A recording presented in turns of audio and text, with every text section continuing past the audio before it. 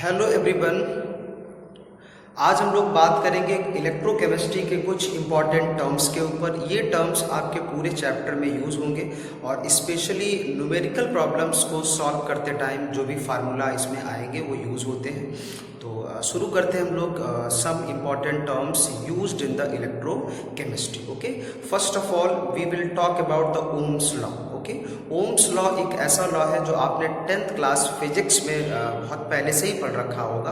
और भी कुछ ऐसे टर्म्स आएंगे जो कि आपने यूज़ किए होंगे 10th और 11th क्लास के फिजिक्स में, राइट। इलेक्ट्रॉनिक्स में इसका खूब सारा यूज़ होता है। और अगर इस चैप्टर की बात करें विच इज़ इलेक्ट्रोकेमिस्ट्री, तो ये भी स्पेशली इलेक्ट्रॉनिक्स का ही पार्ट है, राइट। क्योंकि इसमें किसी एक स्पॉन्टेनियस रेडॉक्स रिएक्शन के थ्रू इलेक्ट्रिसिटी जनरेट होती है।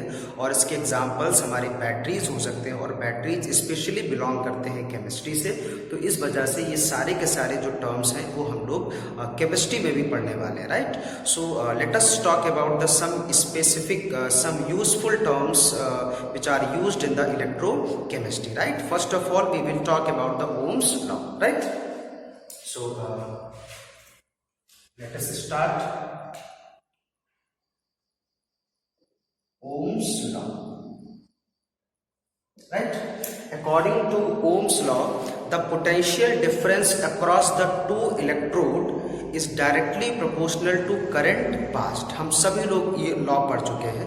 तो जो किसी बैटरी के यहाँ पे देखिए, फिजिक्स के टर्म में ये लॉ कुछ और है। फिजिक्स के टर्म में the potential difference across the to end of a wire, उसमें वायर यूज होता है। इसमें स्पेशली इलेक्ट्रोड्स की बात की जाए, क्योंकि किसी भी बैटरी का जो सिस्टम है वो इलेक्ट्रोड के थ्रू ही बनता है, right. So the potential difference across the two electrode is directly proportional to current passed, right. So we can note it as V is directly proportional to current, where V is the potential difference across the two electrode, right.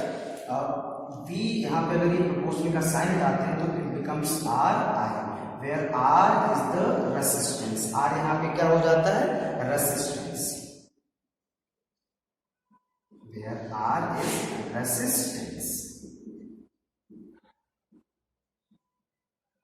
right.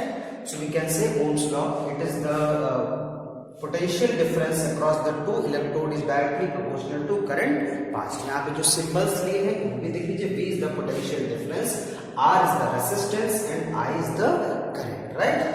Okay, this is the first term. Second one is what is resistance. अब question आता है कि resistance क्या होता है। Now let us talk about resistance. Resistance, it is denoted by R. Okay, it is the obstruction to flow the electric current in the given circuit. एक कोई circuit दिया गया है, उसमें जो ऑब्स्ट्रक्शन होगा, जो रुकावट आएगी, उसी को हम लोग क्या बोलते हैं? Resistance. It is the obstruction to flow the electric current in the given circuit is called resistance, right. So we can say R is directly proportional to distance between the electrode and inversely proportional to area of cross section of the electrode, right. L is the distance between the electrode. किसी battery में जो electrodes use होते हैं उनके बीच का जो distance होगा उसको हम लोग लिखते हैं L. So R is the directly proportional to distance between the electrode and inversely proportional to area of cross section of the electrode. भाई एक इलेक्ट्रोड का आपने देखा होगा कि कोई बड़ी बैटरी है, लाइक आप इन्वर्टर बैटरी यूज करते हैं, तो इन्वर्टर बैटरी का जो साइंटिफिक नेम होता है उसको हम लोग लेड स्टोरेज बैटरी बोलते हैं, राइट। तो उसमें देखा होगा कि बड़ी बैटरी में जो इलेक्ट्रोड्स लगे होते हैं वो काफी थिक होते हैं, काफी मोटे होते हैं। उनका area of cross section, like अगर इस मार्कर का एरिया ऑफ क्रॉस सेक्शन की बात करें तो ये इसका एरिया ऑफ क्रॉस सेक्शन है। तो आप स्पेशली देखते हैं कि बड़ी बैटरी में एरिया ऑफ क्रॉस सेक्शन ज्यादा होता है। So we can say R, it is the obstruction to flow the electric current in the given circuit, it is called the resistance, and it is directly proportional to distance between the electrode and inversely proportional to the area of cross section of the electrode, right. तो इसको आप ध्यान देंगे। और यहाँ पे अगर proportional का साइन सब्स्टिट्यूट हटाते हैं इसको, तो R is equals to rho L upon A, आपका R is equals to rho L upon A हो जाता है, where rho is where rho is resistivity, rho को क्या बोलते हैं, रेसिस्टिविटी बोलते हैं, राइट। इस चीज को आप ध्यान रखें। अच्छा, यहाँ से अगर हम लोग रो को सॉल्व करें, रो को अगर निकालें, क्योंकि आगे इसकी रिक्वायरमेंट हम लोगों को होगी, राइट। सो इट बिकम्स, यहाँ पे क्रॉस मल्टीप्लाई करेंगे, इट बिकम्स, यहाँ पे लिख लेते हैं, it becomes R A is equals to rho L, then rho is equals to R A upon L. ये आपका रो इज द रेसिस्टिविटी, आपका ये रो का फॉर्मूला हो जाता है, R rho is equals to R A upon L. R is the resistance, A is the area of cross section of the electrode and L is the distance between the two electrode, right. इस चीज को मैंने यहाँ पे रो लिख भी दिया है, rho is the resistivity, okay. And next we will talk about the third term, सारे terms, this is the Ohm's law, this is the resistance, and now the third term is conductance.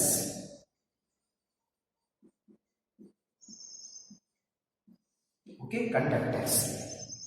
Conductance is denoted by a very specific sign. It is G, right? इसको conductance को G से denote करते हैं। And conductance it is the measure of ease of conduction in a given circuit. कोई एक given circuit है, कोई wire है, उसमें कितनी आसानी से इलेक्ट्रिसिटी फ्लो हो सकती है, उसका मेजरमेंट हम लोग इस G के थ्रू, यानी इस कंडक्टेंस के थ्रू करते हैं, right. And conductance it is the reciprocal of resistance.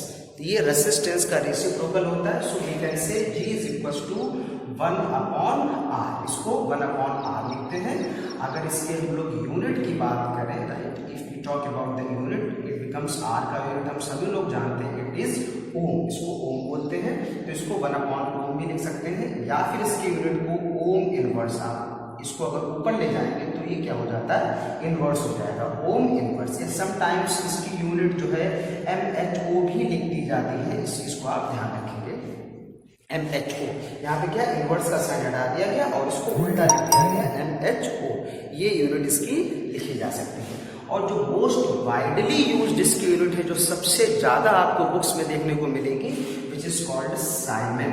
इसकी साइमन यूनिट भी हम लोग यूज करते हैं, तो इसकी बहुत सारी यूनिट है, एक बार देख लीजिए। तो conductance it is the measure of ease of conduction in the given circuit, right. तो ये पूरा बता दिया। इसकी यूनिट के बारे में थोड़ा सा अवेयर रहेंगे आप लोग। इसको जो है 1 अपॉन ओम इनवर्स, MHO और साइमन, जो मोस्ट वाइडली यूज्ड यूनिट है, उसको हम लोग साइमन लिख सकते हैं, ठीक है। मैं इसको रफ कर देता हूं थोड़ा सा, तो आसानी हो जाएगी।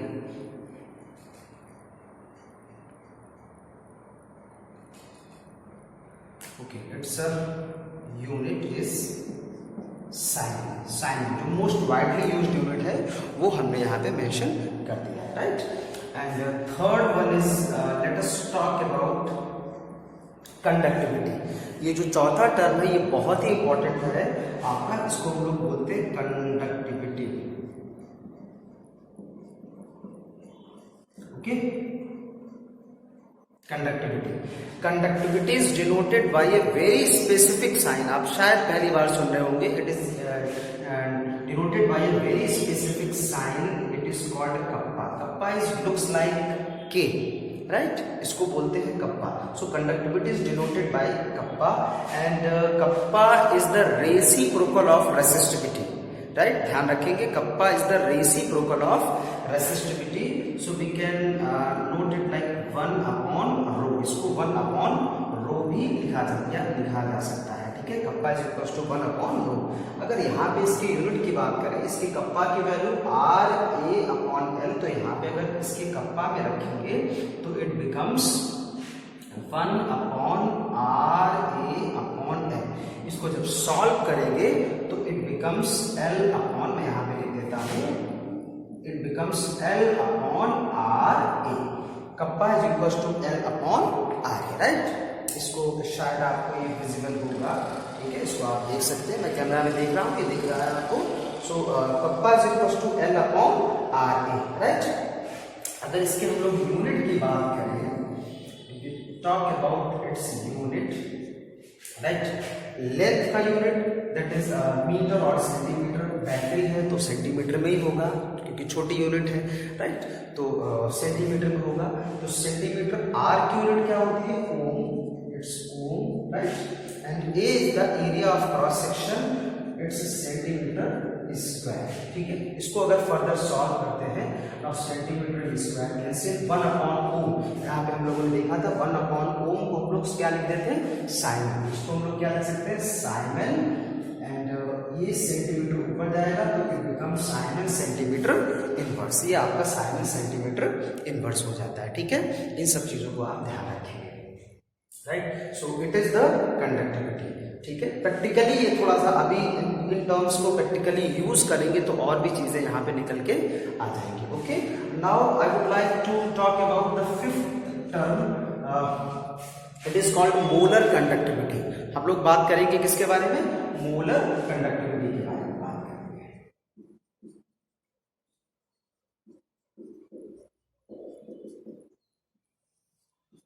राइट। मोलर कंडक्टिविटी, ठीक है। तो सपोज हमारे पास एक सॉल्यूशन, एक बीकर ले लिया हमने, ठीक है। एक बीकर ले लिया और इस बीकर में हमने 1 मोल कोई इलेक्ट्रोलाइट मिला दिया जिसके थ्रू इलेक्ट्रिसिटी कंडक्ट हो सके, ठीक है। इसमें 1 मोल इलेक्ट्रोलाइट ले लिया, कोई भी 1 मोल